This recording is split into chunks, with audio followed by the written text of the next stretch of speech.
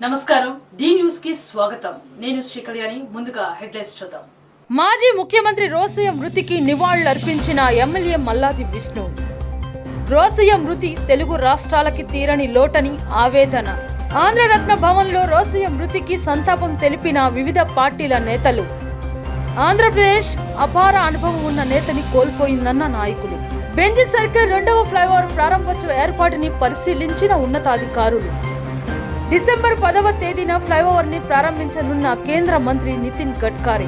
కొణిజేటి రోసయ్య మరణం తెలుగు రాష్ట్రాలకు తీరని లోటని ఎమ్మెల్యే మల్లాది విష్ణు అన్నారు. సత్యనారాయణపురం శివాజీ కేఫ్ సెంటర్ లో మాజీ సీఎం రోసయ్య సంతాప సభలో స్థానిక కార్పొరేటర్ సర్వాణి మూర్తితో కలిసి రోసయ్య చిత్రపటానికి పూలమాలలు వేసి నివాళులర్పించారు. అనంతరం మల్లాది విష్ణు మాట్లాడుతూ నీతి, నిజాయితీ, నిబద్ధత, ప్రజాసేవ పట్ల అంకిత భావానికి రోసయ్య గారు పెట్టింది పేరన్నారు. రాజకీయాలలో హుందాతనానికి ఆయన నిలువెత్తు రూపమన్నారు. ఎటువంటి పదవి బాధ్యతలనైనా సమర్థవంతంగా నిర్వర్తించేవారన్నారు. 5గురు ముఖ్యమంత్రుల దగ్గర మంత్రిగా, ఆ తర్వాత ముఖ్యమంత్రిగా, గవర్నర్గా అనేక పదవులు చేపట్టి సుదీర్ఘ రాజకీయ ప్రస్థానంలో అనితర సాధ్యుడిగా పేరు గడించారన్నారు. ఆర్థిక శాఖ అంటే ఆయన ఎంతో అభిమానించేవారని, ఉమ్మడి రాష్ట్రంలో అత్యధిక బడ్జెట్లు ప్రవేశపెట్టిన ఆర్థిక మంత్రిగా రోసయ్య గారు రికార్డు సొంతం చేసుకున్నారన్నారు. ఆయనచే స్ఫూర్తి పొందిన ఎందరో నాయకులు నేడు ఉన్నత స్థానాలలో నిలిచారన్నారు. తెలుగు రాష్ట్రాల ప్రజలకు ఆయన అందించిన సేవలు చిరకాలం గుర్తుండిపోతాయన్నారు. కార్యక్రమంలో డివిజన్ కోఆర్డినేటర్ దోనేపూడి శ్రీనివాస్, నాయకులు మైలవరపు రాము, కొల్లూరు రామకృష్ణ, నాళం బంగారి, బాలకోటేశ్వరరావు, చాంద్, పి భాగ్యరావు, సుధీర్, మారుతి, చల్లా సుధాకర్, సత్యనారాయణ, పార్టీ అభిమానులు, వైసీపీ శ్రేణులు పాల్గొన్నారు. ఉమ్మడి ఆంధ్రప్రదేశ్కి ముఖ్యమంత్రిగా పనిచేసి శాసనసభలో, శాసనమండలిలో, పార్లమెంట్లో సభ్యుడిగా అనేక హోదాల్లో ఉండి అనేక పోర్ట్ఫోలియోల్ని సమర్థవంతంగా నిర్వహించి ఒక గవర్నర్గా, ముఖ్యమంత్రిగా నాకు తెలిసి ఆంధ్రప్రదేశ్లో ఇన్ని హోదాలు కలిగి ఇంత పనిచేసినటువంటి వ్యక్తి మరొకరెవరు కూడా లేరు. సమర్థవంతంగా బడ్జెట్ని ప్రవేశపెట్టడం, ఒక పోర్ట్ఫోలియోని నమ్మకం ఉంచి ముఖ్యమంత్రులు ఇస్తే సమర్థవంతంగా పనిచేయడం. విజయవాడ నగరానికి ఆయనకి అవినాభావ సంబంధం ఉంది. విజయవాడ నగరంలో 94 to 2004 10 సంవత్సరాలు ఏ కార్యక్రమం జరిగినా కూడా రోసయ్య గారు ఉండేవారు. ఆయనతో ఆయన మాట్లాడినటువంటి మాటలు, ఆయన ప్రసంగాలు అవన్నీ కూడా రికార్డెడ్గా ఉన్నాయి. ఒక విలక్షణమైనటువంటి శైలి కలిగినటువంటి ఆయన ఉంటే గాంధీ భవన్లో ఉండేవారు, లేదంటే జిల్లాలో ఉండేవారు, లేదంటే ట్రైన్లో ఉండేవారు. ఖాళీగా అసలు ఎప్పుడు ఉండేటటువంటి ఇంటి దగ్గర విశ్రాంతి తీసుకునే పరిస్థితి ఎప్పుడు కూడా లేదు ఆయన జీవితంలో. తిరగటం కాబట్టి ఆయన మరణం నగరానికి తీరని లోటు. వారి ఆత్మకు శాంతి చేకూరాలని, వారి కుటుంబానికి అమ్మవారు ధైర్యాన్ని ప్రసాదించాలని చెప్పని మనస్ఫూర్తిగా కోరుతున్నాను. ఈరోజు చాలా బాధాకరమైన రోజు.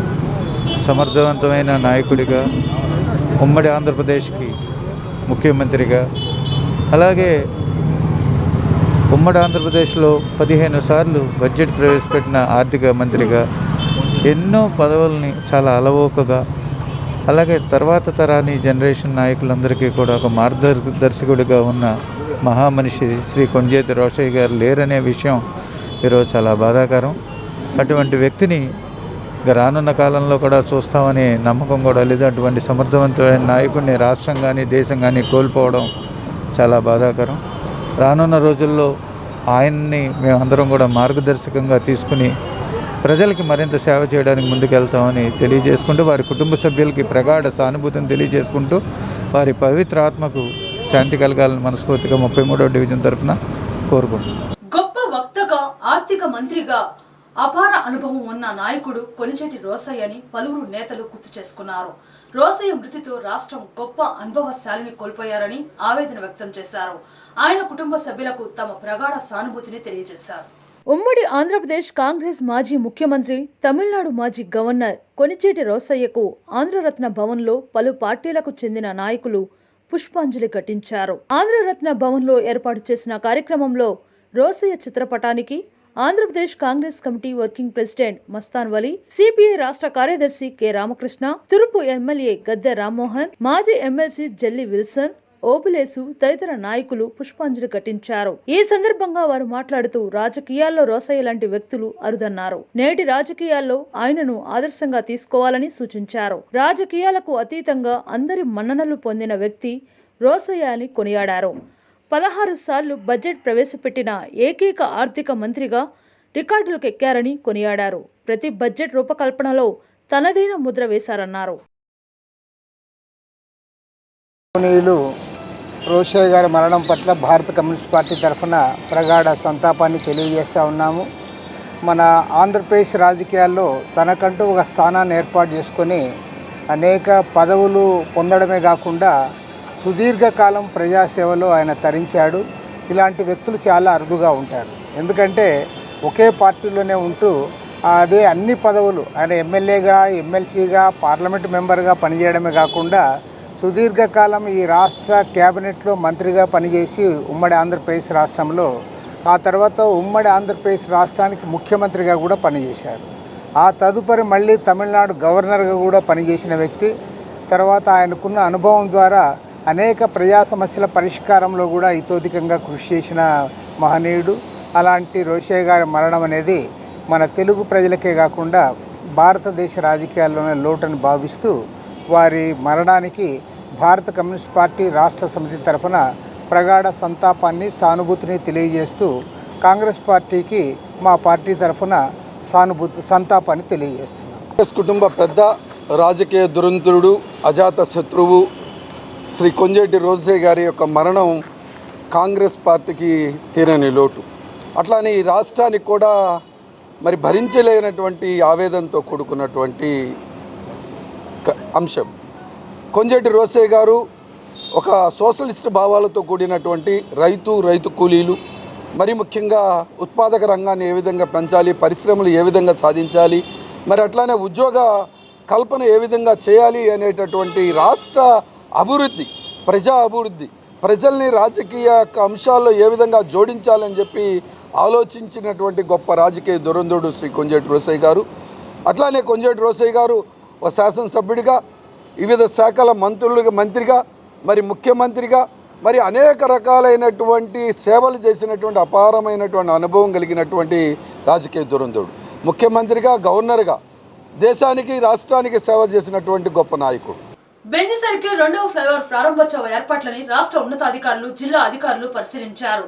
డిసెంబర్ 10వ తేదీన కేంద్ర రవాణా శాఖ మంత్రి నితిన్ గడ్కరీ, సీఎం వైఎస్ జగన్లు ఈ ప్రాజెక్టుని ప్రారంభించనున్నారు. ఈ నేపథ్యంలో సంబంధిత ప్రారంభోత్సవ ఏర్పాట్లను శనివారం రవాణా ఆర్ఎండ్బి ప్రిన్సిపల్ కార్యదర్శి ఎంటీ కృష్ణబాబు, ముఖ్యమంత్రి కార్యకలాపాల సమన్వయకర్త ఎమ్మెల్సీ తలశీల రఘురాం, జిల్లా collector J Nivas, municipal commissioner V Prasanna Venkatesh, joint collector doctor K Madhavilatha, sub collector GSS Praveen Chand, DRO M Venkateswarlu, DCP V Harshavardhan Raju, Kapu corporation chairman Adapa Seshu, national highways PD Narayan, flyover నిర్మాణ సంస్థ ఎండి వేములపల్లి రవికిరణ్ తదితరులు పరిశీలించారు.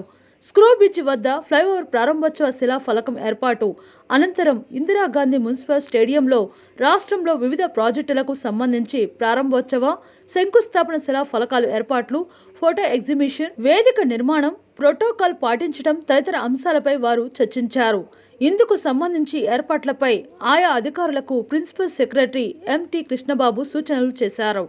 అనంతరం జిల్లా కలెక్టర్ జె నివాస్ మాట్లాడుతూ విజయవాడ నగరంలో స్క్రూ బ్రిడ్జ్ జంక్షన్ నుంచి నోవా హోటల్ మధ్య సుమారు 88 కోట్లు నిర్మించిన బెంజ్ సర్కిల్లో 2వ ఫ్లైఓవర్ను ఈ నెల 10వ తేదీ ఉదయం గౌరవ కేంద్ర రవాణా శాఖ మంత్రి శ్రీ నితిన్ గడ్కరీ, గౌరవ ముఖ్యమంత్రి శ్రీ వైఎస్ జగన్మోహన్ రెడ్డి ప్రారంభించారన్నారు. ఇందుకు సంబంధించిన ఏర్పాట్లపై రవాణా శాఖ ప్రిన్సిపల్ కార్యదర్శి ఎంటి కృష్ణబాబు ఆధ్వర్యంలో నేడు సమావేశమై సమీక్షించడం జరిగిందన్నారు. స్క్రూ బీచ్ జంక్షన్ నుంచి నోవా హోటల్ వరకు 2.47 కిలోమీటర్ల మేర బెంజ్ సర్కిల్ 2వ ఫ్లైఓవర్ నిర్మాణం జరిగిందన్నారు. దీని మూలంగా NH16లో ముఖ్యంగా నగరంలోని Benz circle, Nirmala convent, Ramesh hospital junction దగ్గర ట్రాఫిక్ రద్దీ తగ్గుతుందన్నారు. నిర్ణీత సమయానికి ముందుగానే నిర్మాణం పూర్తి చేసుకున్న ఈ ఫ్లైఓవర్ రిటైనింగ్ గోడలకు ఇరువైపులా నాయిస్ బేరర్లు ఏర్పాటు చేశారని, దీనివల్ల వాహనాల వల్ల వచ్చే శబ్దాన్ని తగ్గించగలదన్నారు. వీరి వెంట ట్రాఫిక్ డీసీపీటీ సర్కిల్ ఫ్లైఓవర్ నిర్మాణ సంస్థ Lakshmi infrastructure and developers private limited deputy project manager Brahmaiah, CMHO doctor Geetabai, tahsildar Vennela Srinu, పలువురు పోలీస్ అధికారులు, R&B ఉద్యాన శాఖ, VMC తదితర శాఖల అధికారులు ఉన్నారు. ముఖ్యమంత్రి శ్రీ నితిన్ గడ్కరీ గారు, మన రాష్ట్ర ముఖ్యమంత్రి మరియు వైఎస్ జగన్మోహన్ రెడ్డి గారు ఈ Benz circle second floor inaugurate చేసే కార్యక్రమం జరుగుతుంది. దాంతోపాటు 40 ప్రాజెక్ట్స్ ఇనాగ్రేషన్ కార్యక్రమం జరుగుతుంది. దానికి కావాల్సిన ఏర్పాట్లు తీసుకుంటున్నాము. ఈ ఫ్లైఓవర్ ఇనాగ్రేషన్ అనంతరం అక్కడ ప్రోగ్రామ్ అన్నీ కూడా మనం ఏర్పాటు చేశాం. దానికి కావాల్సిన ఏర్పాటు అన్నీ కూడా Shri special secretary R&B Shri Krishnababu గారు మరియు ఇతర అధికారులు అందరూ మన సమావేశం అయ్యి దానికి కావాల్సిన అన్ని చర్యలు తీసుకుని వైసీపీ సభ్యులు అసెంబ్లీలో చంద్రబాబు సతీమణి భువనేశ్వరిపై చేసిన అనుచిత వ్యాఖ్యలపై వెంటనే క్షమాపణ చెప్పాలని టీడీపీ పొలిట్ బ్యూరో సభ్యుడు బోండా ఉమా డిమాండ్ చేశారు. వైసీపీ అధికారంలోకి వచ్చాక మహిళలు, బడుగు బలహీన వర్గాలపై దాడులు అధికమయ్యాయన్నారు. సీఎం జగన్ సంక్షేమం పేరుతో సంక్షోభం సృష్టిస్తున్నారని విమర్శించారు.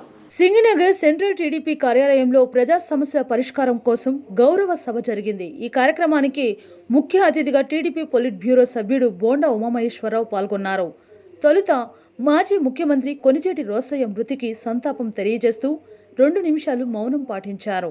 అనంతరం గౌరవ సభను ఉద్దేశించి ఉమా మాట్లాడుతూ వైసీపీ సభ్యులు అసెంబ్లీలో భువనేశ్వరిపై అనుచిత వ్యాఖ్యలు చేశారని, దానికి జగన్మోహన్ రెడ్డి బాధ్యత వహించాలని డిమాండ్ చేశారు.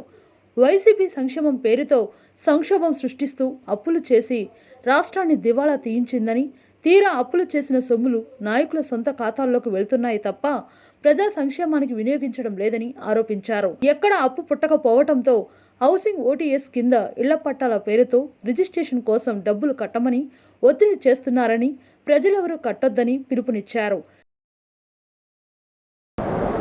రాష్ట్రంలో 3 సంవత్సరాల వైసీపీ పరిపాలన ఏదైతే ప్రజా సమస్యల్ని పరిష్కరించవలసినటువంటి శాసనసభని ఇవాళ వైసీపీ వ్యక్తిగత ప్రయోజనాలకి, రాజకీయ కక్షలకి వాడుకుంటా ఉంది.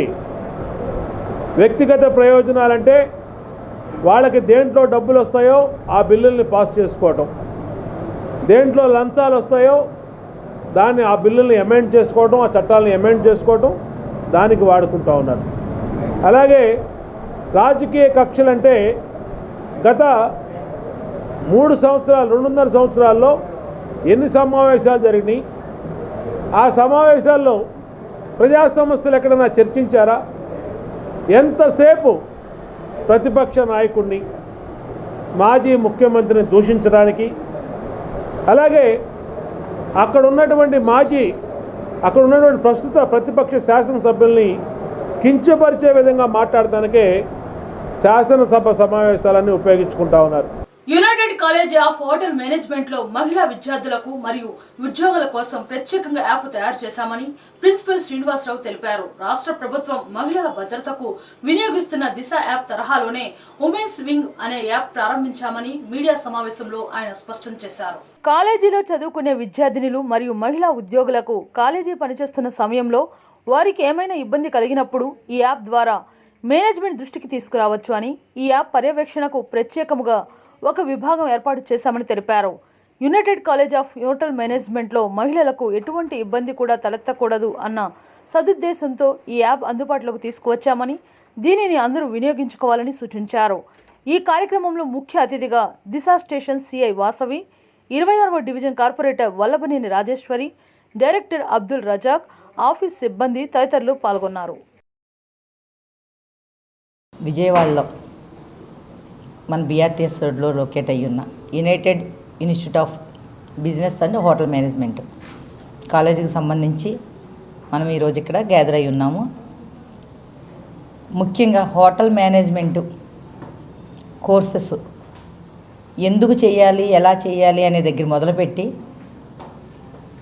ఒక హోటల్లో ఇక్కడికే మేము రావాలనుకునేంతగా ఇక్కడున్న స్టూడెంట్స్ హోటల్ మేనేజ్మెంట్లో నిష్ణాతులు అవ్వాలనే ఉద్దేశంతో ప్రిన్సిపల్ గారు శ్రీనివాస్ గారు, అదేవిధంగా డైరెక్టర్ గారు రజాక్ గారు, ఇతర సిబ్బంది ఈ హోటల్ మేనేజ్మెంట్ కోర్సుని ఇక్కడ డిజైన్ చేసి ఇక్కడ మేము చెప్పాల్సింది ఏంటంటే ఫస్ట్ టైం మేము ఇక్కడికి ఎంటర్ అయ్యాం. ఒక స్టార్ హోటల్లో ఫీల్ నేను ఇక్కడ ఫీల్ అవ్వగలిగాను. అది ప్రెస్టీజియస్గా చెప్పగలుగుతున్నాను. అంత చక్కటి అట్మాస్ఫియర్, అదేవిధంగా పిల్లలు కూడా ఎంతో సుశిక్షితులైన సైనికుల్లాగా వాళ్ళ రంగంలో వాళ్ళ లుక్ ఎలా ఉందంటే పర్ఫెక్ట్ హోటల్ మేనేజ్మెంట్. హోటల్కి వెళ్తే మనం ఒక మంచి స్టార్ హోటల్కి వెళ్తే మనం ఎలా ఫీల్ అవుతాము అనే విధంగా వాళ్ళని ట్రైన్ చేయడానికి అని చెప్పి ఇక్కడ కాలేజ్ని ఏర్పాటు చేశారు. పక్కాగా వాళ్ళు up to the mark reach అవుతారు. అదేవిధంగా పిల్లలకి భవిష్యత్తులో ఉపాధి కల్పన వీళ్ళ ద్వారా జరుగుతుంది. అలా జరగాలని ఆశిస్తూ ఇక్కడ సిబ్బందికి, అదేవిధంగా ప్రిన్సిపల్ గారికి, డైరెక్టర్ గారికి, యావత్ సిబ్బందికి, స్టూడెంట్స్కి ఆల్ ద బెస్ట్ చెప్తూ United institute of business and hotel management మా డివిజన్లో ఉన్నందుకు నేను చాలా ప్రౌడ్గా ఫీల్ అవుతున్నాను. ఇవాళ వీళ్ళు గర్ల్ వింగ్, విమెన్ ఎంపవర్మెంట్ కోసం స్టార్ట్ చేస్తున్నారు. దానికి గర్ల్ ఎంపవర్మెంట్కి బెస్ట్ ఎగ్జాంపుల్ మన మేడం గారు, మన సిఐ గారు వచ్చారు. ఇంతకు మించి ఎగ్జాంపుల్ చెప్పక్కర్లేదు. ఇప్పుడు నేను చూసినంత వరకు మేనేజ్మెంట్ చాలా ప్యాషనేట్ అండ్ కంపాషన్తో ఈ ఇన్స్టిట్యూట్ని రన్ చేస్తున్నారండి. వీళ్ళు తొందరలో విమెన్ ఎంపవర్మెంట్ని డెవలప్ చేసి వీళ్ళు చేసిన డెవలప్మెంట్ వల్ల ఒక సపరేట్ బ్రాంచ్ ఆల్ విమెన్ది స్టార్ట్ చేస్తారని నేను విష్ చేస్తూ సెలవు తీసుకుంటున్నాను. ఈరోజు United institute of hotel business మేనేజ్మెంట్లో కాలేజీలో ఉమెన్స్ వింగ్ స్టార్ట్ చేయడం జరుగుతుంది. దీని ముఖ్య ఉద్దేశం ఏంటంటే విజయవాడలో ఉన్నటువంటి ఈ హోటల్ మేనేజ్మెంట్ కాలేజెస్ అన్నింటిలో కన్నా మేము ఆంధ్రప్రదేశ్లో నెంబర్ 1గా ఈ సంవత్సరం 15 నుంచి 20 మంది ఉమెన్స్ అంటే గర్ల్స్ని అడ్మిషన్ జరగటం వల్ల వాళ్ళందరికీ సేఫ్టీ అండ్ సెక్యూరిటీతో పాటు ఎంపవర్మెంట్ కూడా ఇవ్వాలనే భావంతోనే ఈ వింగ్స్ని ఎస్టాబ్లిష్ చేస్తున్నాం. ఈ ఎస్టాబ్లిష్మెంట్కి మేడం గారు వాసవి గారిని, మన సిఐ గారు దిశ డిపార్ట్మెంట్ నుంచి, పోలీస్ డిపార్ట్మెంట్ నుంచి, అలాగే విజయవాడ 26వ division corporator madam Vallabhaneni Rajeswari గారిని కూడా పిలవటం జరిగింది. ఈ కార్యక్రమానికి వచ్చినటువంటి ప్రతి ఒక్కరికి కూడా కాలేజీ మేనేజ్మెంట్ తరపున, స్టాఫ్ తరపున, విద్యార్థుల తరపున వాళ్ళందరికీ కూడా థ్యాంక్స్ చెప్తున్నాము. ప్రముఖ గాయకులు ఘంటసాల శత జయంతి వేడుకలను సాంస్కృతిక శాఖ ఘనంగా నిర్వహించింది. దుర్గాపురంలోని ఘంటసాల సంగీత కళాశాలలో నిర్వహించిన వేడుకల్లో ఎమ్మెల్యే మల్లాది విష్ణు పాల్గొని ఘంటసాల విగ్రహానికి పూలమాల వేసి ఘన నివాళులు అందించారు. ఈ సందర్భంగా ఏర్పాటు చేసిన సినీ సంగీత విభావరి అందరినీ అలరించింది. అనంతరం మల్లాది విష్ణు మాట్లాడుతూ సాంస్కృతిక శాఖ ఆధ్వర్యంలో ఘంటసాల జయంతి వేడుకలు విజయవాడలో ఘనంగా నిర్వహించడం ఆనందంగా ఉందన్నారు. భక్తి గీతాలు పాడటంలో ఘంటసాల వెంకటేశ్వరరావు గారిని మించిన వారు లేరన్నారు. కృష్ణా జిల్లాలో జన్మించిన ఘంటసాల గారు ఎంతో గొప్ప కీర్తిని తన పాటలతో సంపాదించుకున్నారని చెప్పుకొచ్చారు. పాట ఉన్నంతకాలం తెలుగు ప్రజల గుండెల్లో ఆయన నిలిచి ఉంటారని తెలిపారు. ఆంధ్రప్రదేశ్ ప్రభుత్వం కళలకి, కళాకారులకి ప్రోత్సాహం అందించడంలో ఎప్పుడూ ముందు ఉంటుందని మల్లాది విష్ణు స్పష్టం చేశారు.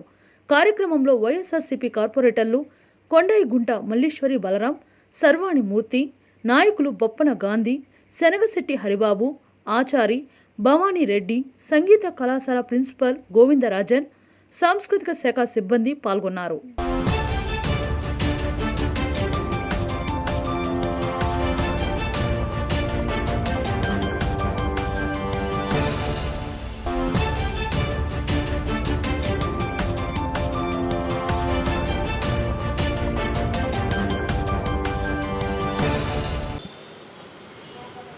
విజయవాడ సంగీత కళాశాలలో ఉన్నటువంటి ఘంటసాల వెంకటేశ్వరరావు గారి శత జయంతి సందర్భంగా వారికి మేమందరం కూడా ఘనమైనటువంటి నివాళులు అర్పించాం.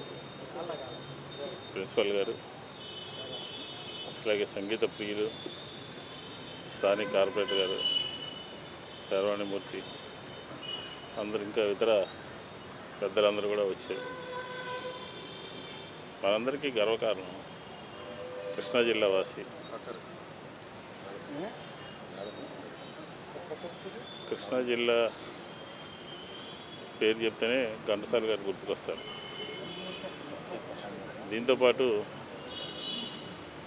ఆయన పాడినటువంటి పాటలు ఎప్పటికీ మరువలేనటువంటి,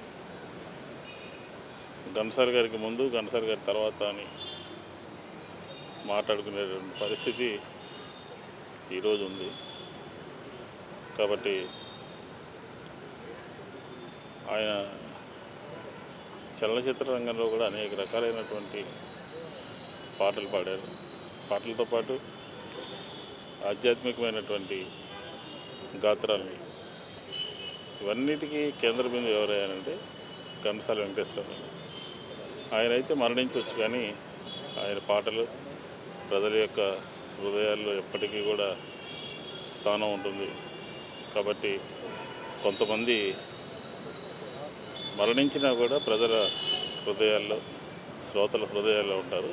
ఆ కోవకు చెందినటువంటి వ్యక్తి ఘంటసాల వెంకటేశ్వరరావు గారు అని చెప్పని ఈ సందర్భంగా మనం చేసుకుంటాం. 29వ డివిజన్ మాజీ కార్పొరేటర్ అత్కూరి రవికుమార్ ప్రథమ వర్ధంతి సందర్భంగా మధురా నగర్లోని పార్టీ కార్యాలయం వద్ద రవికుమార్ చిత్రపటానికి మాజీ ఎమ్మెల్యే బోండా ఉమా పూలమాలలు వేసి నివాళులర్పించారు.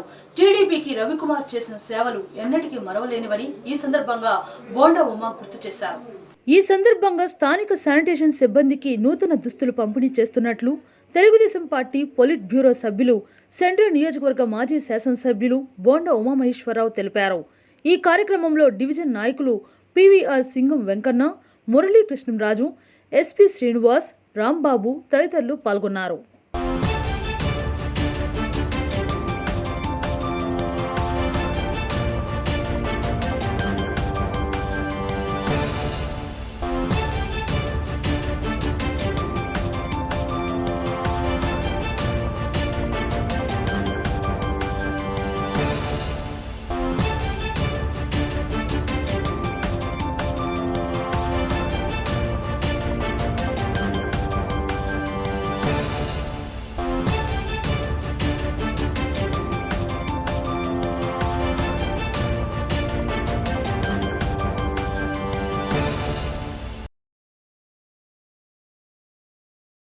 పాత 45వ డివిజను, మరి ఇప్పుడు కొత్త 29వ డివిజను మధురా నగర్లో ఆ రోజు తెలుగుదేశం పార్టీలో ప్రజల ఆశీస్సులతో ఈ ప్రాంత కార్పొరేటర్గా ఆత్కూరు రవికుమారు 5 సంవత్సరాలు పనిచేసి, మరి ఆ రోజు నిరంతరం ప్రజా సమస్యల పట్ల, మధురా నగర్ సమస్యల పట్ల చిత్తశుద్ధితో, అంకిత భావంతో ఆత్కూరు రవి పనిచేశాడు. నేను శాసనసభ్యుడిగా, ఆయన కార్పొరేటర్గా ఉన్నప్పుడు నిత్యం ఈ డివిజన్లోని సమస్యల మీద మరి నా దృష్టిలో పెట్టి ఈ పరిష్కారానికి కృషి చేయబట్టే ఆ రోజు మేము అధికారంలోకి వచ్చేటప్పటికే ఆగిపోయినటువంటి మధురా నగర్, దేవీనగర్ వంతెన్ని పూర్తి చేయగలిగా. అలాగే ఈ ప్రాంత వాసుల చిరకాల కల అయినటువంటి డబుల్ లైన్ ఆర్యూబీ, దాని నిర్మాణం కూడా నేను శాసనసభ్యుడిగా ఉన్నప్పుడే ఆత్కూరు రవికుమారు కార్పొరేటర్గా నిత్యం ఆ సమస్యని పరిష్కరించమని చెప్పి మరి పదే పదే నా దృష్టిలో పెట్టేవాడు. దాని మీదే చిత్తశుద్ధితో ఆ రోజు పనిచేసాం. 2019 జనవరిలో పనులు కూడా మొదలుపెట్టాం. కానీ ఇవాళ ఎక్కడేసిన గొంగళ్ళలాగా అక్కడే మధురా నగర్ ఆర్యూబీ పనులు ఆగిపోయినాయి. ఈరోజు మరి 45వ డివిజన్ పాతది, అట్లా కొత్త డివిజన్ 29వ డివిజను మన మాజీ కార్పొరేటర్ రవికుమార్ గారు ఆయన చనిపోయిన ఈరోజు ప్రథమ వర్ధంతి సందర్భంగా అట్లాగే శానిటేషన్ వాళ్ళకి బట్టలు ఇవ్వడం, అట్లాగే పేదవాళ్ళకి ఫ్రూట్స్ అవి పంపడం జరిగినది. ఆయన లేని లోటు మాకు తినని లోటు అని చెప్పి మీ సందర్భంగా మీకు తెలియజేస్తున్నాము.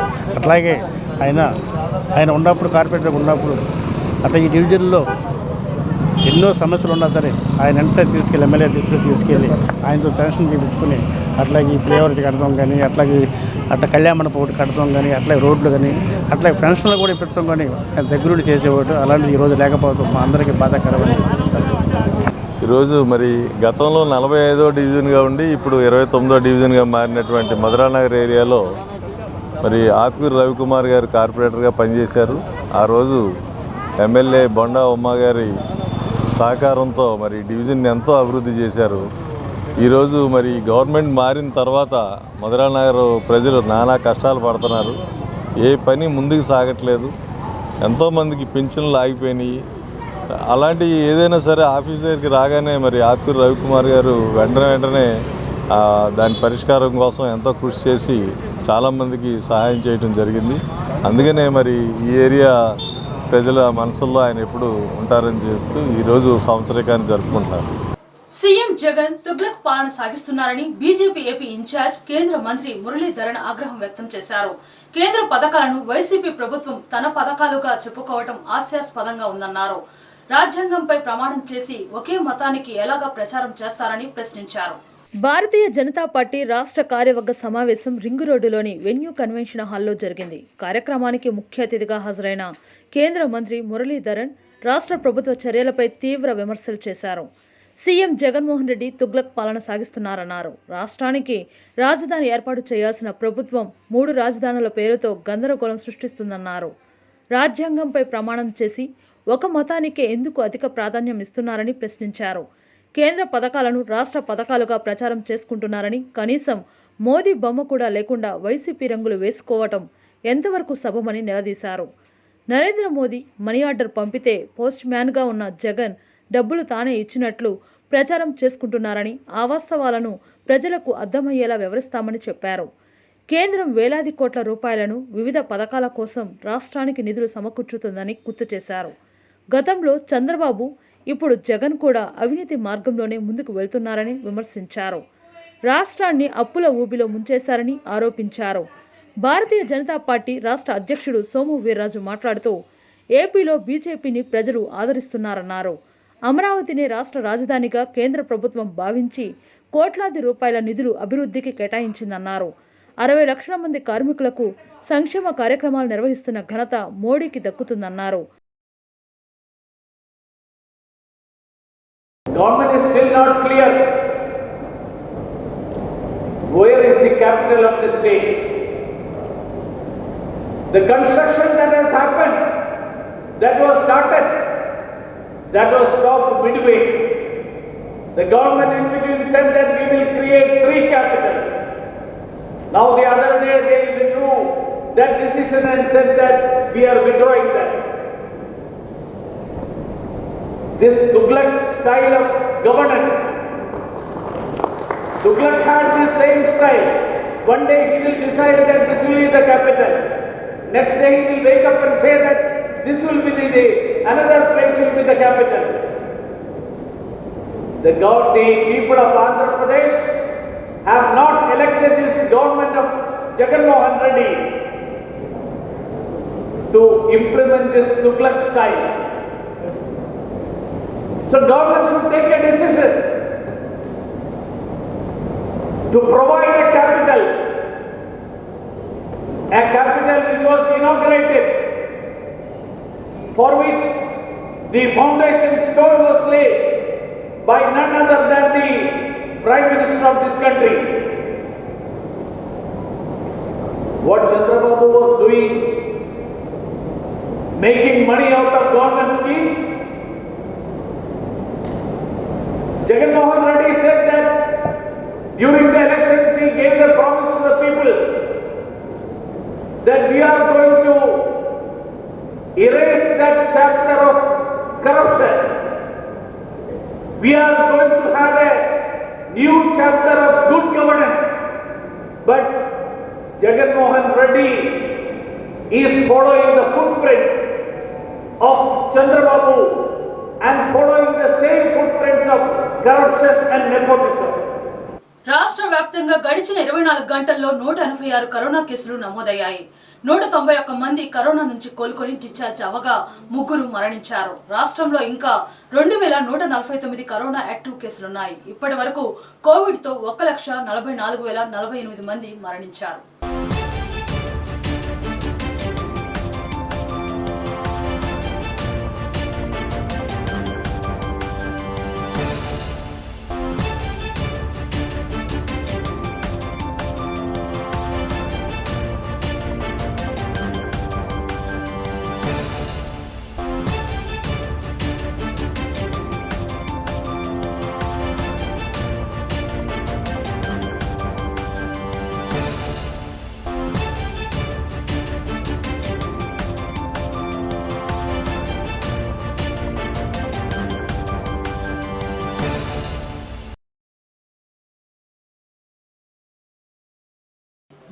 ముగించే ముందు ముఖ్య అంశాలు మరొకసారి. మాజీ ముఖ్యమంత్రి రోసయ్య మృతికి నివాళులర్పించిన ఎమ్మెల్యే మల్లాది విష్ణు.